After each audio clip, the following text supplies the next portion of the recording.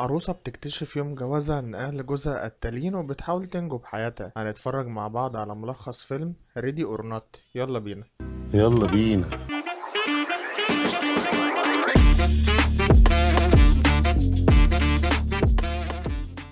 بيبدأ فيلمنا واحنا بنلاقي مكان وفيه كتب كتير عن ألعاب الطاولة الكلاسيكية، وفجأة بنلاقي أطفال صغيرة بتجري. في طفل بيدخل جوه دولاب وبيلاقي سرداب جوه، وبيلاقي إن في راجل كبير بيطلب مساعدته ولكنه بيتشخرم تاني وبيقع على الأرض، وبيجوا اتنين يشيلوه. واضح إن دي طقوس معينة بتتعمل. وبنروح بعدها ب30 سنة مع جريس اللي بتكون مستنية جوزها اللي هو أليكس، وبيتصور مع عيلته صور تذكارية واللي هما بيكونوا مختلين او فيهم حاجة مش مظبوطة. وبتروح العروسة مع عريسها في البيت، وفجأة بتلاقي حماتها الشريرة موجودة وبتقول لهم ان العيلة كلها متجمعة ومستنيينكم تحت عشان ترحب بيكم.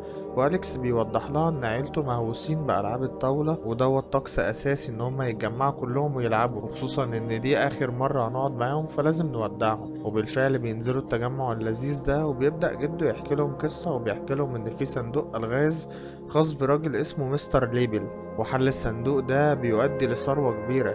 وعشان كده هنشوف الأوامر بتاعت اللعبة بتاعت الصندوق وهنعملها، سواء لو لعبنا شطرنج أو الخادمة العجوز أو الغميضة اللي هي خلاويص يعني. وبيقرروا يلعبوا الغميضة اللي هي خلاويص ولكن بالتقاليد الرسمية. وبتكون جريس بتاخد لفة في القصر، وبيروح أليكس يدور عليها عشان يحذرها، وهنا جده بيوزع الأسلحة عليهم.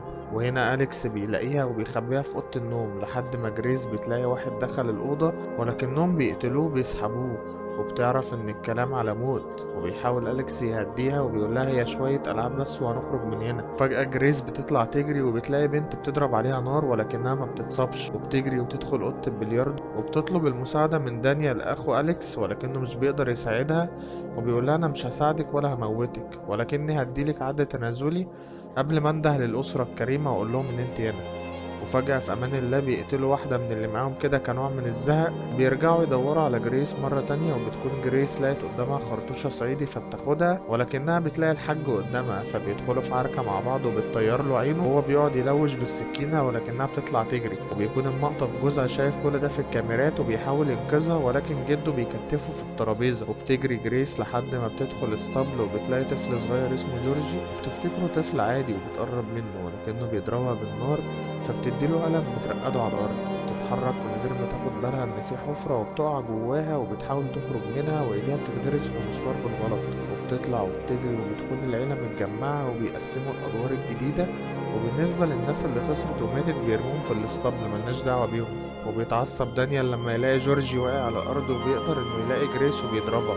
وبنلاقي ان أليكس بيتكلم مع امه وبيقول لها اللي بيحصل ده عيب والله ما يصحش. امه بتقول له لا يصح الا الصحيح، ادينا بنلعب يا ابني وبنتسلى. وبيعرفوا الاطفال ان في طقوس شيطانيه هتتم وليها زي معين وبيلبسوا كلهم الزي ده. وبتفوق جريس بتلاقي نفسها متكتفه وبتلاقيهم حواليها بيقولوا تعويذة عبد موته، وعملنا البحر طحينه وكتبنا عليه اسامينا، فوق الموج عدينا ولا حاجه تاثر فينا، بدينا كتير ومشينا، وريتنا عننا اللي ما يتشافش الحظ بيلعب بينا. واول ما بيقولوا التعويذه بيبداوا كلهم ينزلوا دم من بقهم، واللي حصل لهم ده تسمم نتيجه ان دانيال حط لهم سم.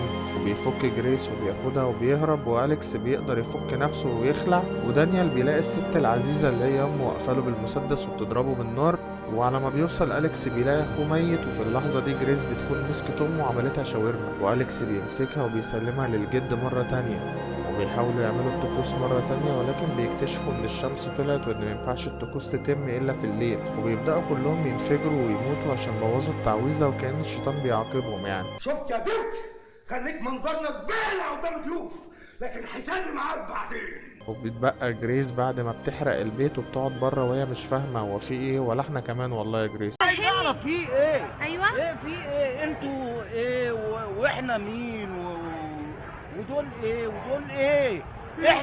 انا تعبان، انا من دي وتعبان، انا عايز اعرف في ايه. المهم ان الفيلم بيخلص، وما تنسوش اللايك والسبسكرايب وزرار الجرس عشان يوصلكم كل جديد. سلام.